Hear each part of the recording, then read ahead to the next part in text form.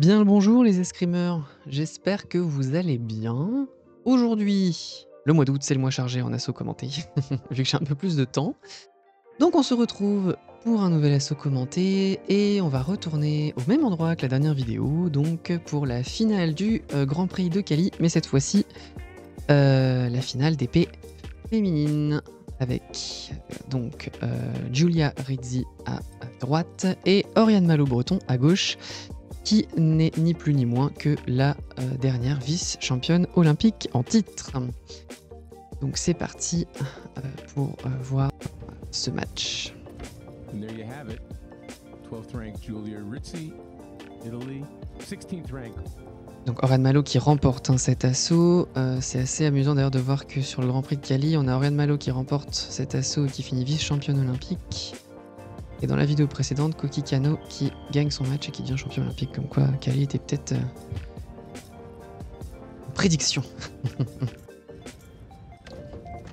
Alors, on a des bugs de live. Donc je pense qu'on va louper les premières touches. Voilà, c'est parti.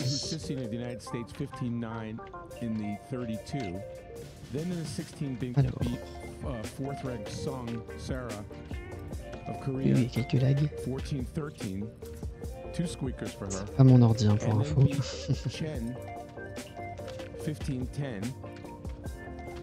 Alors. Donc Rizzi. Pas passer loin celle-là. Pour la main. C'est une spécialité hein, d'Oriane Malo. Ah. Un problème de projo. Certainement.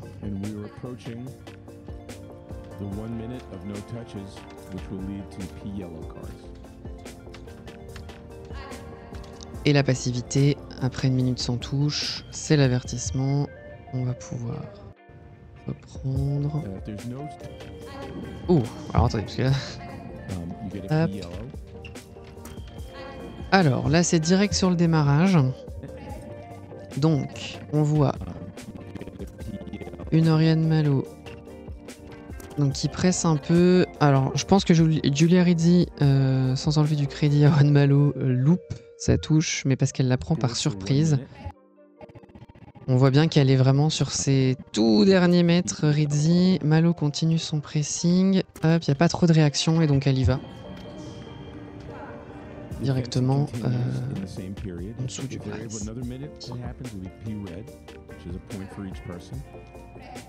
Et donc ça fait 1-0 pour Oriane Malo-Breton. Which means the fencer in the lead is the winner. If the score is tied, the fencer who was the higher seed coming into the competition is the winner. Hop. On voit que Rizzi essaye de résister un peu au pressing. Hein. Parce qu'on voit que...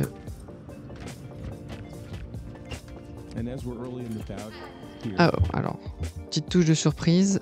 Hop. Je pense qu'Oriane Malo s'y entendait pas forcément à celle-ci. Mais elle arrive à mettre la double. Donc voilà, en tout cas, voilà, sur le milieu de piste, pareil, enfin, on a cette espèce de petit temps d'arrêt là, juste ici, hop, sur la retraite, hop, la retraite, et en fait elle profite de la retraite, de cette espèce de momentum pour... Et on a une contre-attaque classique, plutôt classique de la part de Oriane Malo qui arrive à mettre la double.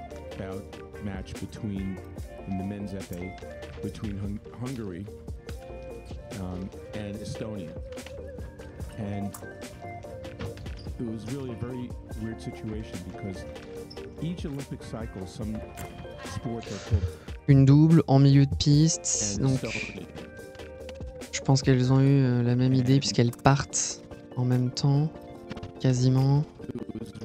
Hop, vous voyez là, elles se stabilisent toutes les deux en milieu de piste. Hop. Il n'y a pas trop de réaction et elles partent quasiment en même temps. Double somme toute classique. Cool, on a un ralenti officiel. Vous voyez hein, cette stabilisation et puis elles partent en même temps.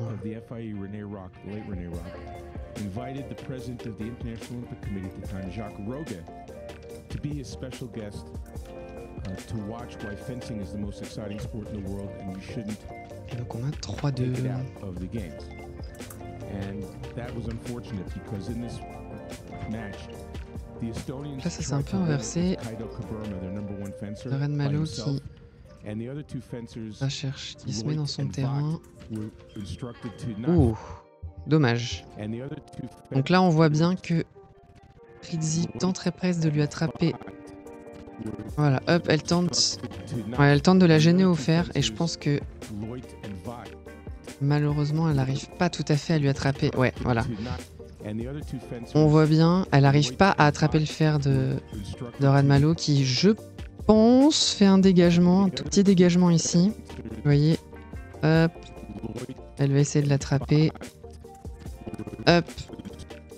Et en fait, sur le retour de bras en mince, j'ai pas réussi à lui attraper. En fait, Red Malo est déjà parti. Et je pense qu'il y a un tout petit dégagement, je ne suis pas sûr. Sinon, c'est le fait qu'elle n'ait pas réussi à attraper le fer. Du coup, elle a rétracté son bras. Et Red Malo en a profité puisque bah, ça reprend le danger.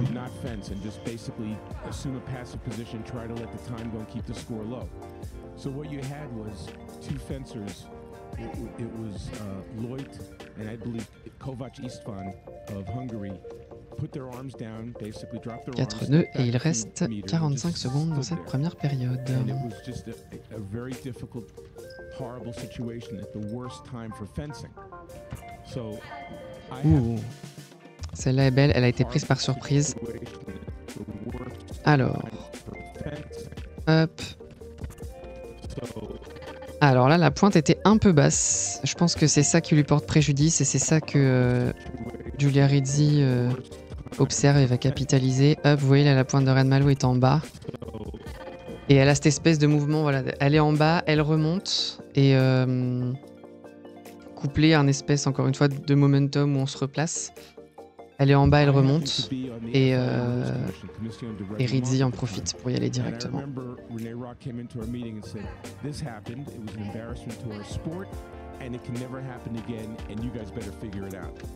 And the rule was first called, I believe, passivity, then non-combativity. It's changed many different ways over the years. And we've gotten now to where it's called unwillingness to fence. J'adore le commentateur qui est en train d'expliquer tout l'historique des cartons de passivité. Centré sur ce qui se passe. Alors, petit bug. Hop. Donc là, une double. Hop. Alors, là, donc là, Red Malo est clairement pas prise par surprise puisqu'elle l'attendait, puisque c'est une contre-attaque qui est placée. Peut-être que Giulia Rizzi part d'un peu loin. Je le mettrai ici. Qui suis-je pour juger? Mais je la place. Oups. Je la placerai ici. Peut-être qu'elle est partie d'un tout petit peu trop loin et ouais. Vous voyez. Hop. Ce qui fait que la contre-attaque peut être mise directement. Et donc, les deux tireuses vont attendre. On va baisser en qualité d'un coup là.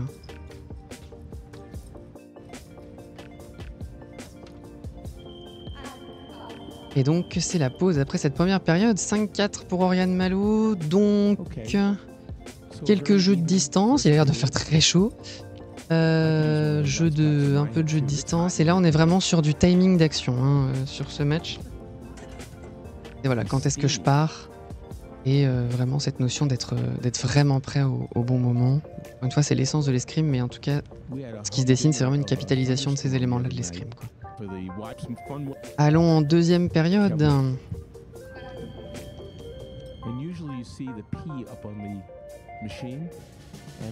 Le commentateur est toujours sur les cartons de passivité.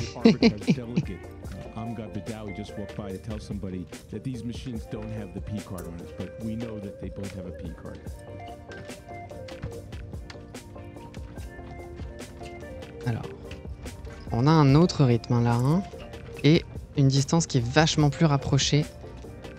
C'est intéressant. Placement latéral de la part de Rizzi qui arrive dans ses derniers mètres. Oh, elle est belle celle-là. Donc là on est dans la pure contre-attaque, sauf que pourquoi la mettre dans une cible facile quand on peut la mettre aux avancées? Hop. Donc encore une fois, peut-être un départ de trop loin de la part de Rizzi. Hop. Et en fait, Oriane Malo, elle tente de voir venir et la place à la main. Incroyable. Incroyable. So she's very comfortable on the counter attack.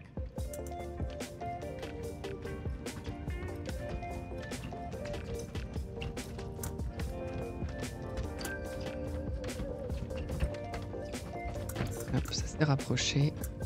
Alors, hein. On n'est plus aussi loin qu'à la première période. Hein. Une double classique, elle n'arrive pas. Alors les deux n'arrivent pas à la mettre sur la première et puis elle la met sur la remise. Second intention by Malobreton, found the parry, made the repose, but Rizzi was able to get the double.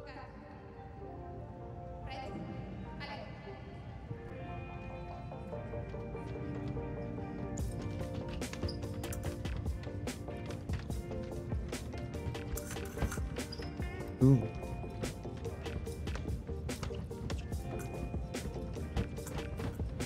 Malobreton proved to be very dangerous and effective with the lead in her last bout, doubling. Ouh, dommage. On va lui pousser un tout petit peu plus.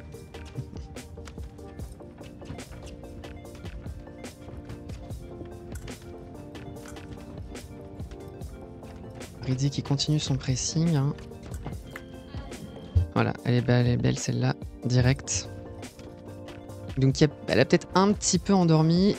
Et vous voyez, elle a des rapprochements qui... Alors là, on a peut-être un rythme qui s'est un tout petit peu calmé chez Oriane Malo. Et alors Rizzi qui, en fait, donne cette impression de calme. Vous voyez, des toutes petites demi-marches. Elle se rapproche et elle l'attrape par surprise. Elle s'est un tout petit peu rapprochée. Hop, donc voilà. Hop là, c'est direct.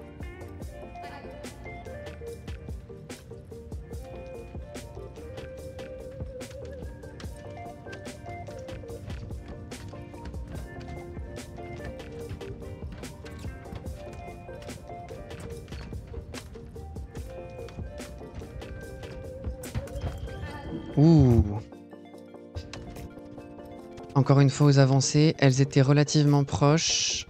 Hop, vous voyez, on a une première tentative, une première feinte, et en fait c'est sur la deuxième. En fait, elle a déjà, avec sa première feinte, et c'est là qu'Oriane Malo est très dangereuse, c'est qu'avec sa première feinte, en fait, elle a déjà donné toutes les informations. Vous voyez, on a une première feinte qui va arriver, feinte de bras. Elle arrive, elle devrait arriver par là, et on va voir en fait la main qui va sortir un petit peu, voilà, ici, et la deuxième fois en fait, non. Et là c'est dommage parce qu'en fait la décision de l'action a peut-être été encore une fois un peu tardive, puisqu'elle a une première action et elle y va direct. En fait du coup elle passe l'initiative à la réaction. C'est ça qui fait que Oriane Malo met cette touche, et encore une fois, pourquoi la mettre dans une cible simple quand on peut la mettre aux avancées? Incroyable. Là, ça doit faire quoi? Déjà 3? Ouh, alors là, on est peut-être allé un peu trop vite en milieu de piste. Hop. Ouais, là, je pense que Rizzi capitalise sur une entrée en milieu de piste peut-être un petit peu trop forte de la part de Malo-Breton. Ouais, c'est ça. Elle est un peu dure, celle-là. Mais ouais. Ou alors justement peut-être que Oriane Malo a tenté un espèce de pressing. En fait Rizzi au lieu de reculer s'est dit je vais y aller direct, je vais rentrer dans la distance.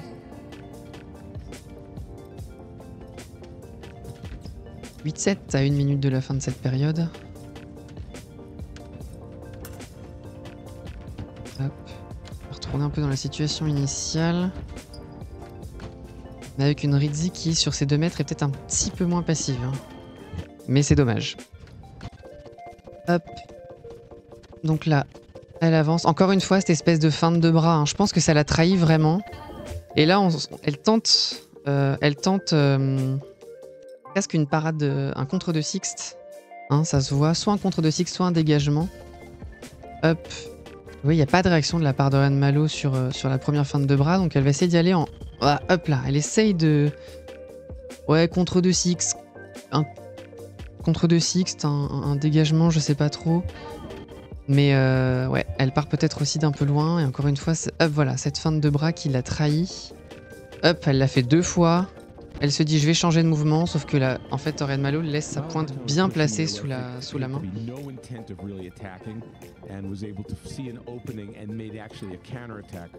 Donc encore une fois, c'est peut-être la prise de décision. Voilà, je te fais une feinte, je te fais une autre feinte, c'est un dégagement. Mais voilà, en fait, je t'ai déjà donné beaucoup trop d'informations. Alors, une double. Donc, Giulia Rizzi, hop, essaye de déranger un peu. Voilà, c'est dommage. Alors, heureusement qu'elle remet son bras, vous me direz, mais en fait, Oriane Malo, là, vous voyez, c'est là que la prise d'info, quoi. C'est-à-dire, hop, je t'ai gêné avec mon bras qui est bien tendu, et sur le retour de bras, je pars. Peut-être que si Oriane Malo avait attendu 2 secondes supplémentaires que le bras soit rétracté, elle avait la simple. Donc là, je pense que c'est vraiment, voilà, hop, elle a dû partir en fait au moment où le bras était à moitié rentré. Donc elle a pu repartir direct. Vous voyez, c'est le genre d'info qui est important d'aller chercher là. Vous voyez, hop. Bon, ok, je me décide. Et là, hop, sur le retour de bras quasiment.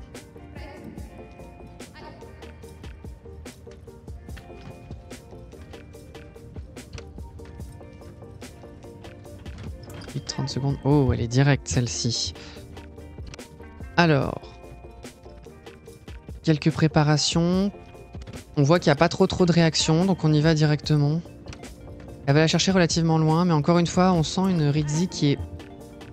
Voilà, qui l'absorbe, mais vous voyez qu'il ne la gêne pas. Donc elle tente la contre-attaque, mais c'est trop tard. Donc elle a peut-être été prise par surprise, mais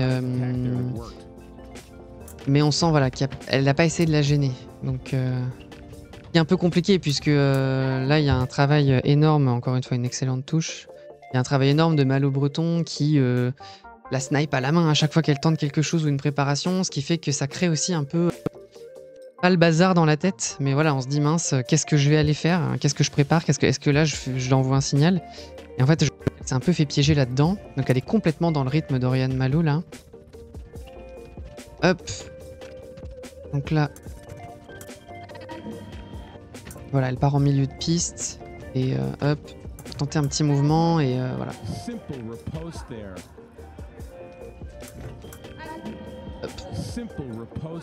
Une touche simple quoi. Alors 12-8, je sais plus si ça se termine dans les 20 secondes ou si elles vont prendre le temps d'une petite pause.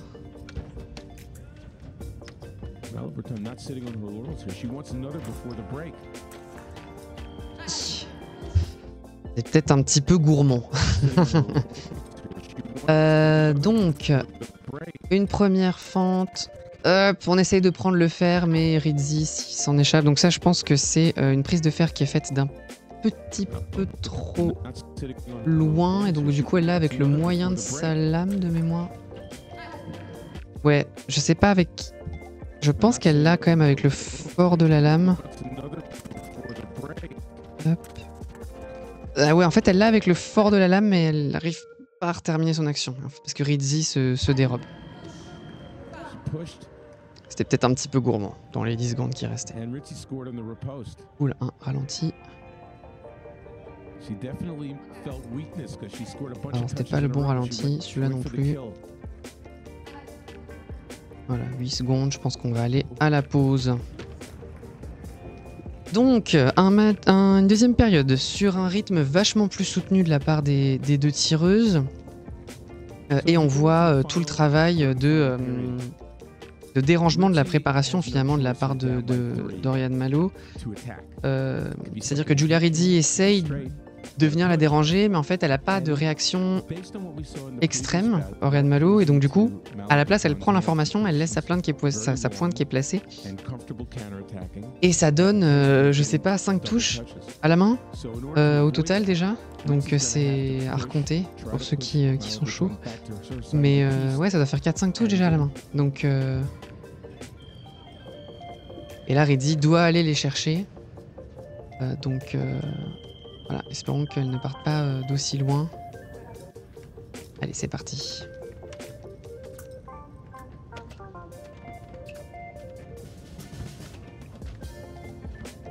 Ouais, la pointe, elle est sur la main, quoi. C'est progression de la pointe typique du jeu français, d'ailleurs. Hein. Good tactic by Malaberton to put the pressure on. Don't let Ritzy get comfortable setting up the attack. Even if she has no intention of attacking here, and I'm sure it looks like she doesn't, just see the Encore une fois, exactement le même système. Hein. intention of attacking here. Hop, je te gêne un petit peu à la main. Et elle va partir, elle va déclencher peut-être d'un petit peu loin. Et comme la pointe est déjà placée, hein, voilà, la pointe en fait elle a déjà progressé sur la main, vous voyez. Au fur et à mesure, avec les, vous voyez, la petite demi-marche, elle recule. Et en fait la pointe est placée sur la main et le fait de partir peut-être d'un tout petit peu loin et sans grosse préparation de la part de Ritzy. Voilà, là on avait peut-être un petit quelque chose, mais elle va partir de façon directe, sans trop déranger. Vous voyez, donc là la pointe progresse et voilà. En fait elle est partie, elle a tenté une touche. Alors on est vraiment pas loin, hein, puisqu'elle est là, mais la pointe est déjà placée. See, there's the counterattack. La contre-attaque passe tout de suite sur la main. She's 2 away.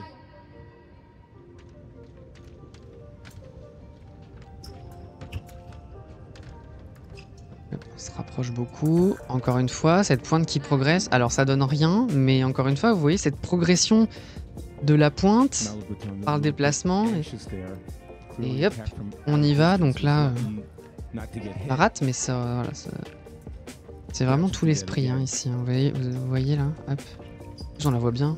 On voit bien les pointes, donc c'est pas mal.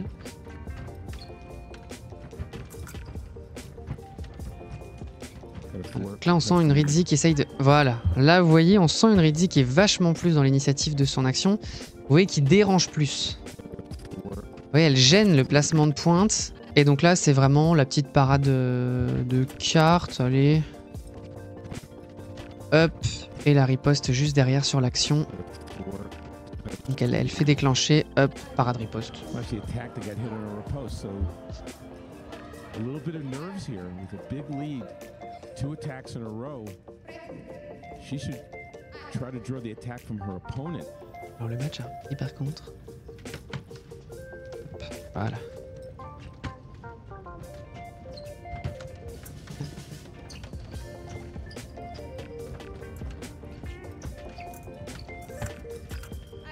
Ouh, dommage, elle s'est arrêtée dans son action.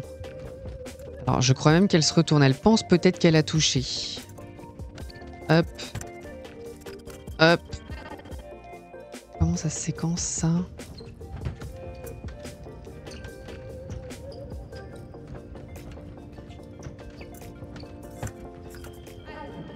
Ouais, on sent qu'elle lâche. Hein. Hop, alors généralement dans ce genre de situation, il faut continuer d'aller devant. Et je crois, je sais pas si elle recule, mais en tout cas, on sent qu'il y a un moment où elle lâche. Which she did right there.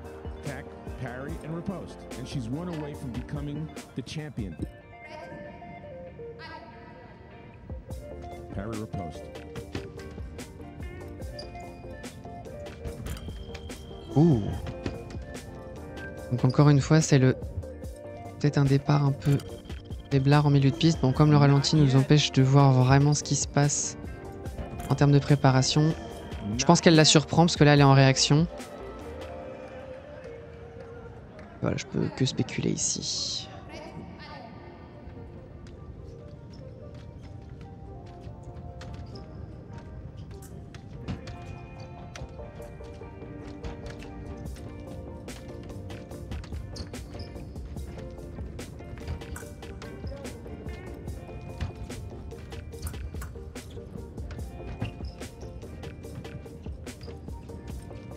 Forcément, on a une Julia Ritzy qui est beaucoup plus prudente. Hein. Mais qui essaye voilà, qui essaie d'appliquer cette pression. Et vous voyez, encore une fois, en fait, quand elle gêne, vous voyez, hop, on sent qu'elle gêne là, hein, ça se voit. On laisse un peu de terrain. Hop, elle gêne un peu la pointe, elle bouge. Et là, la contre-attaque. Peut-être un manque de patience de la part de Dorian Malo. Counterattack by Ritzy.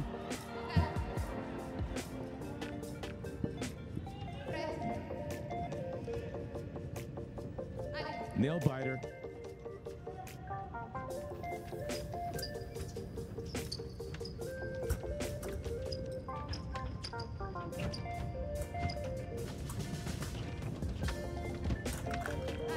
Ouh. Je me souvenais plus que ça avait été aussi serré dans les scores. Donc là, qu'est-ce qui se passe? Parade riposte, hein. C'est une parade riposte.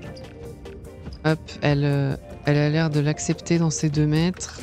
Ouais, elle répond au pressing. Donc la parade riposte, hop, clac, clac, on y va directement.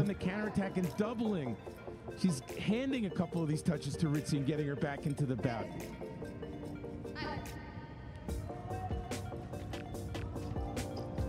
Une minute.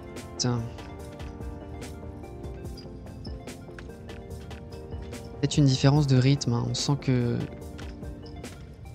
Ritzy peut-être mais peut-être un peu plus de rythme. Alors là, attention, le pressing se fait du côté d'Oren Malo. Et c'est la double. Hop, elle est dans ses 2 mètres.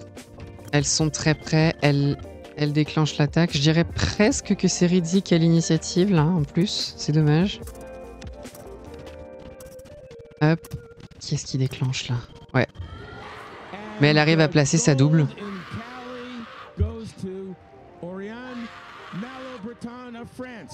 Et voilà, Oren Malo qui remporte le Grand Prix de Cali peu avant sa médaille d'argent aux Jeux Olympiques. On a pu voir en tout cas que c'était super intéressant sur la progression de la pointe et le placement de la pointe. Donc effectivement, le placement de la pointe se maintient avec le bras, mais la progression de la pointe, ça se joue sur les petits déplacements qui vont vous permettre qui vont nous permettre d'avancer tout en douceur vers notre adversaire. Et on voit aussi toute l'importance parfois sans donner trop d'informations. Et je pense qu'en fait, c'est en ça que Ritzy, en fait, elle a presque une progression sur le match, c'est-à-dire que au début, en voulant la gêner, la progression de la pointe, elle a donné beaucoup d'informations et à la fin, c'était beaucoup plus subtil sur la gêne et sur le jeu de distance justement pour casser cette progression. Et on voit que c'était peut-être un petit peu plus compliqué. Voilà, reste que c'est un match super intéressant. Encore une fois, tout ce que je dis ici n'est pas l'avis d'un maître d'armes ni d'un coach. Voilà, c'est un avis purement subjectif d'un escrimeur lambda.